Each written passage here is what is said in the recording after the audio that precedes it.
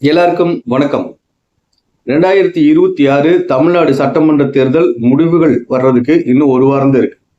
வாக்குப்பதிவுக்கு பிந்தைய காலகட்டங்களில் இந்த 2-3 நாளா பாத்தீங்கன்னா ஊடகங்கள் வலுக்கட்டாயமா ஒரு கருத்தை பொதுமக்கள் மத்தியில திணிச்சிட்டு இருக்காங்க. வாக்காளர்களுக்கு ஒரு மிகப்பெரிய எதிர்பார்ப்பு இருக்கு. அரசியல் கட்சிகள் பலவிதமான நிலையில இருக்கிறாங்க. ஒரு சிலர் ஒரு அரசியல் கட்சி மகிழ்ச்சியோட இருக்கு, இன்னொரு அரசியல் கட்சி நம்பிக்கையோட இருக்கு, இன்னொரு அரசியல் கட்சி கலக்கத்தில் இருக்கு. இந்த சூழ்நிலையில இப்ப இந்த 2 நாளா, அதாவது வாக்குப்பதிவு வியாழக்கிழமை மணிக்கு நடந்தது. வியாழன் வெள்ளி என்ன நடந்தது, ஊடகங்கள் என்ன விவாதிக்கப்பட்டதுன்னு கேட்டீங்கன்னா வாக்கு சதவிகிதம் அதிகம் அப்படிங்கிறது விவாதிச்சாங்க.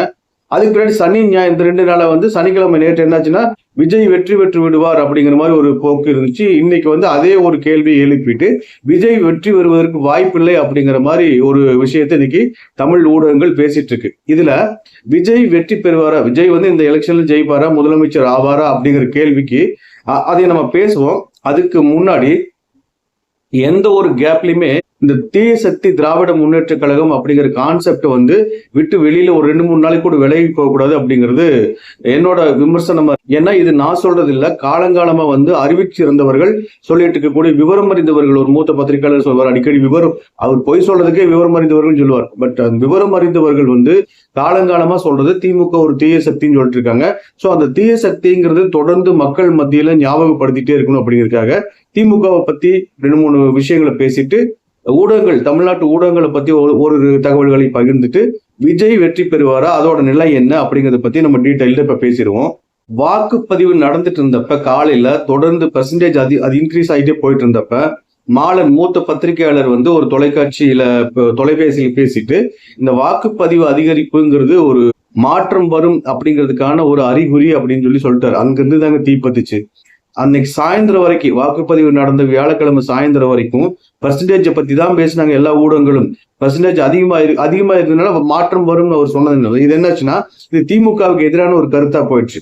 அதனால என்ன பண்ணாங்கன்னா சாயந்தரம் வரைக்கும் அதை பேசினவங்க சாயந்தரத்துக்கு பின்னாடி பெர்சன்டேஜ் அதிகமாகல அப்படிங்கிறதுக்கான சான்றுகளை தேடி அதுக்கு பல ரிசர்ச் பண்ணி பல டேட்டாவை எடுத்து வச்சு மாநிலம் முழுவதும் எஸ்ஐஆர் பணிகள் காரணமாக தான் இந்த வாக்கு சதவீதம் அதிகமாக காட்டப்படுகிறது ஒழிய உண்மையில பெர்சன்டேஜ் இன்க்ரீஸ் ஆகல அப்படிங்கிறது கூவி கூவி கூவி கூவி எல்லாத்து மத்தியிலையும் கொண்டு போய் சேர்க்கிற வேலையை தமிழ்நாடு ஊடகங்கள் பண்ணுச்சு. அதுக்கு இடையில பாத்தீங்கன்னா இந்த வாக்குப்பதிவு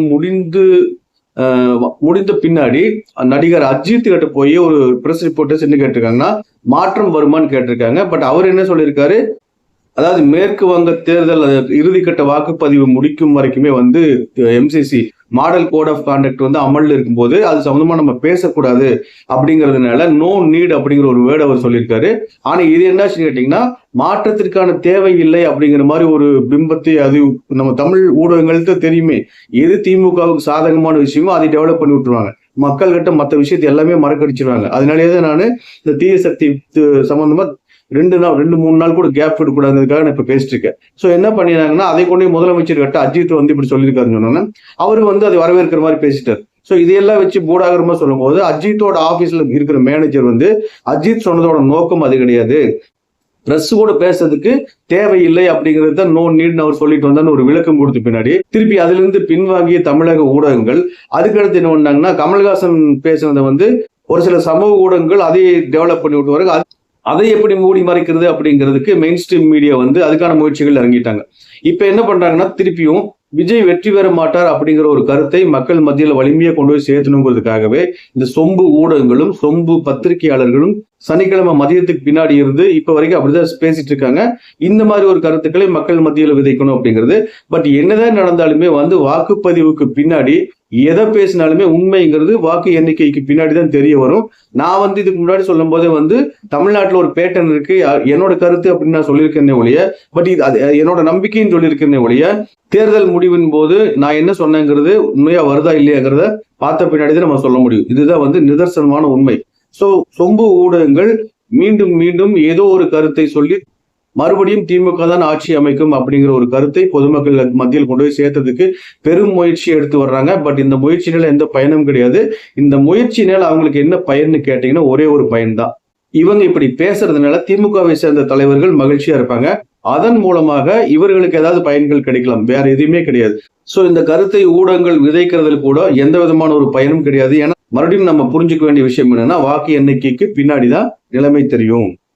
இன்றைக்கு ஞாயிற்றுக்கிழமை, அடுத்த ஞாயிற்றுக்கிழமை முடிஞ்சு திங்கட்கிழமை காலை 8-8:30 மணி, 10-10:30 மணிங்கும் போது ரிசல்ட் தெரிஞ்சிடும். அது வரைக்கும் நம்ம வெயிட் பண்றதை தவிர வேற வழி கிடையாது. வேணா நம்மளோட திருப்திக்காக சில அனாலிசிஸ் பண்ணி பார்க்கலாம். நம்ம இப்போ திமுக தீய சக்தி அப்படிங்கறத பத்தி நம்ம பேசணும்னா, இந்த திமுக சொம்பு ஊடகங்கள் வந்து இப்போ இன்னொரு கருத்தை பெரிய அளவுல பேசிட்டு இருக்காங்க. என்னன்னு பாத்தீங்கன்னா, நிறைய பேர் பேசிட்டு இருக்காங்க. என்னன்னா, இப்போ தேர்தல் வந்து தமிழ்நாட்டுல அமைதியா நடந்தது. இந்த அமைதியா நடந்ததுக்கு காரணம் முதலமைச்சர் ஸ்டாலின் தான் இந்த மாதிரி சட்ட ஒழுங்கு பிரச்சனையெல்லாம் ஏற்படாம தேர்தலை நடத்தி காட்டியிருக்காரு அப்படின்னு சொல்லிட்டு ஒரு சில சொம்பு ஊடகங்கள் பேசிட்டு இருக்கு. இதோட பேக்ரவுண்ட் என்னன்னு பாத்தீங்கன்னா, தேர்தலை நடத்துறது முழுக்க தேர்தல் ஆணையம். தேர்தல் ஆணையம் தான் இந்த தேர்தலை நடத்தும் போது தேர்தலை நடத்துவதற்கான விதிமுறைகள் ரொம்ப தெளிவா வச்சிருக்காங்க. அதை மீறி செயல்பட முடியாது அப்படிங்கிற நிலைமையெல்லாம் கூட பல நேரங்கள் இருக்கு. அதுலயும் குறிப்பா நான் சொல்றது வந்து சட்டம் ஒழுங்கு பிரச்சனைகளுக்கு மட்டும். சட்டம் ஒழுங்கு பிரச்சனைகள் வந்து தெளிவான வழிமுறைகள் ரெவென்யூ டிஸ்ட்ரிக்ட் கலெக்டர் ஒரு டிஸ்ட்ரிக்ட்லயுமே மாவட்ட தேர்தல் அலுவலர் அவருக்கு கொடுத்துருக்கிற கைட்லைன்ஸ்ல சட்டம் ஒழுங்கு பிரச்சனை நடக்காத மாதிரி பார்த்துக்க வேண்டியது கம்பல்சன். அதுக்கு அவர் அதை பார்த்தே ஆகணுங்கிற மாதிரி விதிமுறைகள் இருக்கு. அவர் அதை வச்சு போலீஸை வச்சு எக்ஸிக்யூட் பண்றாரு. ஸோ சட்டம் ஒழுங்கு பிரச்சனை நடக்கலை அப்படிங்கிறதுக்கு காரணம் தேர்தல் ஆணையத்தின் விதிமுறைகளை தவிர வேறு முதலமைச்சருக்கும் அதுக்கும் சம்பந்தம் இல்லை. இந்த உண்மையையும் நாம் தெரிஞ்சுக்கணும். ரெண்டாவது பாத்தீங்கன்னா, முதலமைச்சரோட சொத்து அப்படிங்கிற பத்தி 2-3 ஊடகவியலாளர்கள் நேத்துல பேசிட்டு இருக்காங்க. அது என்னன்னு கேட்டீங்கன்னா, இப்ப எலெக்ஷனுக்கு நாமினேஷன் ஃபைல் பண்ணப்போ முதலமைச்சர் சொந்தமா ஒரு கார் கூட இல்லைன்னு சொல்லியிருக்காரு. பட் அவரோட பையன் பேரன் எல்லாம் வந்து ஓட்டுற கார் யாரு, இதை வந்து காலங்காலமா 10 வருஷமா 5 வருஷமா பேசிட்டு இருக்கிற விஷயங்கள் தான். பட் இது எதுக்காக பேசினான்னு தெரியல. ஒரு 3 பேர் திமுக சொம்படிக்கிற ஊடகவியலாளர்கள் அதை எடுத்து பேசிட்டு, நம்ம முதலமைச்சருக்கு சொத்துக்களே எந்த விதத்திலையும் இல்ல, நிறுவனங்கள் வச்சிருக்காங்க, அந்த நிறுவனங்களோட சொத்துக்களை இவர் பயன்படுத்திட்டு இருக்காரு அப்படிங்கிற லெவல்ல ஒரு ஆர்குமெண்ட் வைக்கிறாங்க.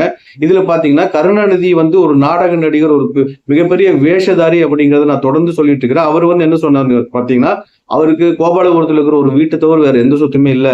அந்த வீட்டையும் அவரோட காலத்துக்கு பின்னாடி லைப்ரரிக்கோ அல்லது ஹாஸ்பிட்டலுக்கோ வந்து இலவசமா கொடுக்குற மாதிரி எழுதி வச்சிருக்காரு அப்படிங்கிற மாதிரி சொல்லிட்டு இருந்தாரு. ஸோ அவர் சம்பாதிச்ச சொத்துக்கள் எல்லாம் அவர் பையன், பொண்ணு, இந்த மாதிரி அவரோட குடும்பத்தினர் பேர்ல வச்சுட்டு அவர் ஒரு சொத்தும் இல்லைன்னு சொல்லிட்டு, அதாவது எல்லாமே அவரோட சொத்து தான், ஆனா சட்ட விதிகளின்படி தன்னோட சொத்து ஒண்ணும் இல்லை அப்படின்னு டிக்ளேர் பண்ணிட்டு போறாருன்னா அவர் எவ்வளவு பெரிய வேஷதாரியா இருந்திருப்பாருன்னு பாருங்க. இப்பவும் பாத்தீங்கன்னா, முதலமைச்சர் ஸ்டாலின் ஆகட்டும், உதயநிதி ஸ்டாலின் ஆகட்டும், அல்லது அந்த குடும்பமா இருக்கட்டும், அவங்களுக்கு வந்து நிறைய நிறுவனங்கள் இருக்கு. அந்த நிறுவனங்கள்ல பல 1000 கோடி லட்சக்கணக்கான கோடி ரூபாய் புழங்கிட்டு இருக்கு. இல்லைன்னா அவங்களோட பினாமிஸ் இருப்பாங்க. அந்த பணமே முழுக்க அவங்களோட பணம் தான். பட் சட்டப்படி பார்த்தோம்னா அந்த சொத்துக்கள் வந்து அந்த நிறுவனங்களுக்கு சேர்ந்தவை அப்படிங்கிறதுனால என்கிட்ட எதுவும் இல்லைன்னு சொல்லி அவங்க டிக்ளேர் பண்ணிட்டு இருக்காங்க. உண்மையிலுமே அது எல்லாமே வந்து முதலமைச்சர் ஸ்டாலினோட குடும்ப சொத்துக்கள் தான் அப்படிங்கறது வந்து அவர் வெளிப்படையா சொன்னா மட்டும்தான் அவர் ஒரு இதுல உண்மை பேசுறாருன்னு அர்த்தம். அது வரைக்குமே வந்து அவர் பொய் பேசிட்டு இருக்காரு அப்படிங்கிறது அதோட மீனிங். இதை நம்ம தெளிவா புரிஞ்சுக்கணும். ஸோ முதலமைச்சர் சொத்துக்கள் எதுவும் இல்லைன்னு சொல்றது ஜஸ்ட் பேப்பர்ல தான் அது சொல்லிக்க முடியுமே ஒழிய, மனசாட்சிப்படி பொதுமக்கள் முன்னிலையில, வாக்காளர்கள் முன்னிலையில அவர் அப்படி டிக்ளேர் பண்ண முடியாதுங்கிற ஒரு விஷயத்தை நம்ம புரிஞ்சுக்கணும்.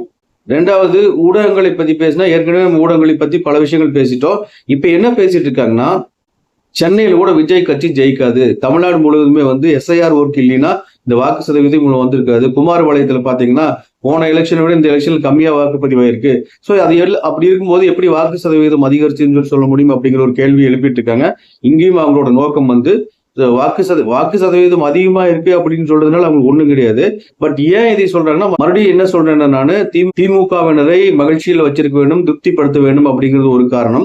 ரெண்டாவது, அவங்களுக்கே வந்து உண்மையை ஏத்துக்க முடியாது. திமுக தோத்து போயிடும் அப்படிங்கிற ஒரு உண்மையை அவர்கள் வந்து மனசார ஏத்துக்க முடியாது அப்படிங்கிறதுக்காக இந்த கதைகளை பேசிட்டு இருக்காங்க.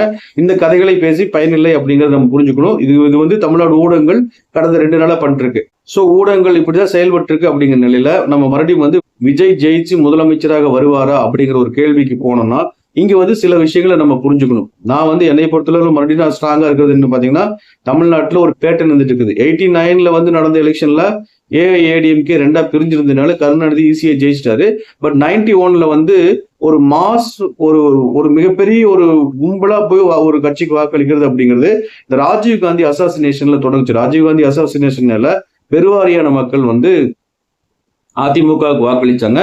அதுக்கு பின்னாடி பாத்தீங்கன்னா 2006 நடந்த தேர்தல் வந்து ஜெயலலிதாவுக்கு எதிராக திமுக கட்டி எழுப்பிய பெரிய பிரச்சாரத்துக்கு வந்து ஒரு பயனளிக்கும். இதுதான் மாஸ் மூவ்மெண்ட்டுங்கிறது. இப்ப என்னன்னா, பெரிய அளவுல ஒரு ட்ரெண்ட் செட் ஆச்சுன்னா அதுக்குன்னு வாக்களிக்கிறோம். இப்போ 1980 முன்னாடி வந்து அதிமுக கேண்டிடேட் அதிமுகவுக்கு யார் வாக்களிப்பாங்கன்னு சொல்லிட முடியும், திமுகவுக்கு வாக்களிக்கிறது யாருன்னு சொல்லிட முடியும். பட் அதுக்கு பின்னாடி லேட்டர் ஸ்டேஜ்ல 1996 2000 பின்னாடி ஒரு கட்சிக்காரர் வந்து அந்த கட்சிக்காரருங்கிற எண்ணிக்கை ரொம்ப குறைஞ்சிச்சு. ட்ரெண்ட் எங்க இருக்குதோ அதை பார்த்து வாக்களிக்கும் ஒரு கூட்டம், பெரும் எண்ணிக்கையில் அந்த கூட்டம் வந்து வளர்ந்துருச்சு. அதனாலதான் பாத்தீங்கன்னா திடீர்னு ஒரு கட்சி பயங்கரமா ஜெயிப்பாங்க, அடுத்த எலெக்ஷன்ல வந்து ஒண்ணுமில்லாம போயிருவாங்க. அதுக்கு காரணம் அந்த ட்ரெண்ட். 2019 நாடாளுமன்ற தேர்தலின் போது அந்த ட்ரெண்டை வந்து திமுக மற்றும் கூட்டணி கட்சிகள் டெவலப் பண்ணாங்க. இப்படின்னு பாஜகவுக்கும் அதிமுகவுக்கும் எதிரான ஒரு ட்ரெண்டை மிகப்பெரிய அளவில் டெவலப் பண்ணாங்க. அதுதான் வந்து 2019 எம்பி எலெக்ஷன்ல வந்து பெரிய அளவில் அவங்க வெற்றி பெறுவதற்கும், திருப்பி 2024 நாடாளுமன்ற தேர்தலில் பெருமளவில் அவர்கள் வெற்றி பெறுவதற்கும் உதவியா இருந்துச்சு. பட் 2021 என்னதான் ட்ரெண்ட் இவங்க ட்ரை பண்ணி கிரியேட் பண்ணினாலுமே பாஜக அதிமுக கூட்டணி வந்து 70-75 சீட் ஜெயிச்சாங்க அப்படிங்கிறது ஒரு பெரிய விஷயம். இதுன்னு தொடர்ந்து சொல்லிட்டு இருக்கேன். இந்த எலெக்ஷனை பொறுத்தளவுல விஜய்க்கு வாக்குப்பதிவு நடந்ததுக்கு அடுத்து 2 நாள் போய் மீண்டும் ஒரு வாக்குப்பதிவை வச்சிருந்தாங்கன்னா உண்மையிலுமே விஜய் வந்து ஒரு கணிசமான வாக்குகளை வாங்குவார். ஏன்னா எலெக்ஷன், அதாவது ஓட்டிங் டே எலெக்ஷன்ல நம்ம வாக்களித்த நாளுக்கு முந்தைய மாலை வரைக்குமே விஜய் ஜெயிச்சிருவார் அப்படிங்கிற ஒரு ட்ரெண்ட் பெரிய அளவில் இல்ல. நான் பார்த்த அளவுக்கு இல்ல. ஏன்னு கேட்டீங்கன்னா அதுக்கு முந்தின நாளே வந்து பூத் ஏஜென்ட் போடுவாரா இல்லையாங்கிற கேள்வி எல்லாம் ஓடிட்டு இருந்துச்சு. ஆனால் எல்லா பூத்லயும் ஒரு ஏஜென்ட் போட்டார். ஆனா ட்ரெண்ட் எதுவுமே கிரியேட் ஆகல. அது வந்து நீங்க தெளிவா புரிஞ்சுக்கணும். ட்ரெண்ட் கிரியேட் ஆயிடுச்சுன்னா ஒரு மாஸ் மொபிலிட்டி நம்ம பார்க்க முடியும். பட் ட்ரெண்ட் கிரியேட் ஆகல. இந்த ட்ரெண்ட் எப்ப கிரியேட் ஆகுதுன்னா வாக்குப்பதிவுக்கு பின் 2 நாள் போய் இந்த ட்ரெண்டே கிரியேட் பண்ணுது. உண்மையை சொல்ல போனா இன்றைக்கு மீண்டும் ஒரு வாக்குப்பதிவு வச்சா உண்மையிலுமே விஜய் வந்து கணிசமான எண்ணிக்கையில் வாக்குகளை பெறுவார் அப்படிங்கிறது ஒரு நிதர்சனமான உண்மை.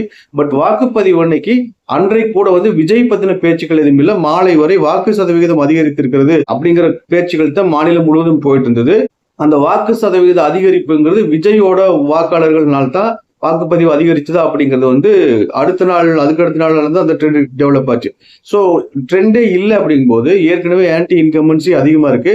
அப்ப என்டிஏ கூட்டணி வெற்றி பெறுவது எளிது அப்படிங்கிறது என்னோட பார்வையா இருக்கு. இது வந்து என்னோட நம்பிக்கைன்னு சொல்லியிருக்கேன். பிளஸ் வந்து ஏற்கனவே இருக்கிற தமிழ்நாட்டில் இருக்கிற பேட்டன் சொல்லியிருக்கேன். அந்த பேட்டன் படி பார்த்தோம்னாலுமே இந்த விஜய் வெற்றி பெறுவார் அப்படிங்கிற ஒரு ட்ரெண்ட் வாக்குப்பதிவுக்கு அடுத்த நாள் தான் உருவாச்சு. நீங்க கவனிச்சு பாத்தீங்கன்னா தெரியும். ஏன்னா வாக்குப்பதிவு அன்னைக்கு கூட வாக்கு சதவிகிதம் அதிகரிப்பு அப்படிங்கிற விஷயத்த மட்டும்தான் எல்லாருமே பேசினாங்களே ஒழிய அதுக்கு அடுத்த நாள் பாத்தீங்கன்னா இந்த இளைஞர்கள் நிறைய பேர் அவங்க குடும்பத்தில் இருக்கிறவங்க குழந்தைங்க சொன்னாங்க அப்படி அப்படின்ட்டு எல்லாம் வந்து விஜய்க்கு வாக்களித்ததாக தகவல்கள் வந்த பின்னாடிதான் இந்த ட்ரெண்ட் வந்து புதிய ட்ரெண்ட் என்னன்னா இப்ப விஜய் வெற்றி பெறுவதற்கான வாய்ப்பு இருக்குது அப்படிங்கிற மாதிரி ஒரு ட்ரெண்ட் இப்போ கிரியேட் ஆயிட்டு இருக்கு. என்னதான் ட்ரெண்ட் கிரியேட் ஆனாலும் வாக்குப்பதிவுக்கு பின்னாடி என்ன நடந்தாலும் அதுல எந்த பயனும் கிடையாது.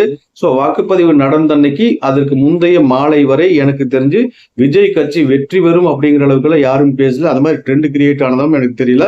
மறுபடியும் சொல்றேன், வாக்குப்பதிவு சதவிகிதம் அதிகரிச்சப்ப கூட அன்றைக்கு நைட் வரைக்கும் அதுக்கு அடுத்த நாள் காலையில வரைக்குமே வாக்கு சதவீதம் அதிகரிப்பு அப்படிங்கிறதுனால ஆட்சி மாற்றம் வருங்கிற ஒரு ட்ரெண்ட் தான் ஓடிட்டு இருந்துச்சு. அதுக்கு அடுத்த நாள் தான் விஜய் வெற்றி பெறுவாருங்கிற ட்ரெண்ட் உருவாச்சு. அந்த ட்ரெண்ட் வாக்குப்பதிவுக்கு முன்பே உருவாயிருந்தனால் உண்மையில விஜய்க்கு கொஞ்சம் கணிசமான வாக்குகள் கிடைச்சிருக்கு. இதுதான் என்னோட பார்வையா இருக்கு. ரிசல்ட் வரட்டும், நம்ம பார்ப்போம். இந்த பதிவுல இந்த தகவலோட இப்ப முடிச்சுக்குவோம். மீண்டும் பல விஷயங்களோட அடுத்த ஒரு பதிவில் நம்ம சந்திப்போம். நன்றி, வணக்கம்.